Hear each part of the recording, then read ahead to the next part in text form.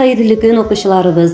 Гаилә һәм мәктәп журналының ноябрь айы саны Әлмәт шәһәренең Ризаэттин Фәхретдин исемендәге татарча белем бирүче 1-нче гимназиясы хакындагы язма белән башланып китә.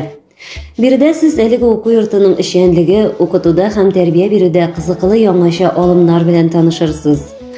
Ноябрь айында Мәгариф журналы редакциясе Шиһабетдин Мәрҗани исемендәге Тарих институты белән берлектә Актанышта тарих укытучылары форумын уздырды. Журналыбызның да күп өлешен шушы чарага багышланган язмалар алып тора. Биредә сез Татарстан тарихы, гореф-гадәтләребез турында шактый кызыклы һәм уйландыра торган фактлар, бүгенге көндә тарих укытучыларының тормышы хакында күп кенә мәгълүматлар белән таныша алырсыз.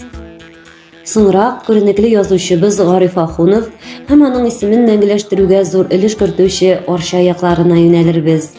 Биредә сез аның турында кызы Наилә ханым һәм танылган әдипләребезнең истәлекләрен дә укый алачаксыз. Йөрәк җылысы дип аталган проектыбыз балалар йортларында тәрбияләнүче нарасыларыбызга багышлана. Татарстан Мәгариф һәм фән министрлыгы белән берлектә башланган бу проект ярдәмендә үксез балалар үзләренә гаилә җылысын табар дип өметләнәбез. Шулай ук булса да, әлеге проект кысаларында Алабуга балалар йортының эшчәнлеген һәм тарихын да чагылдырдык.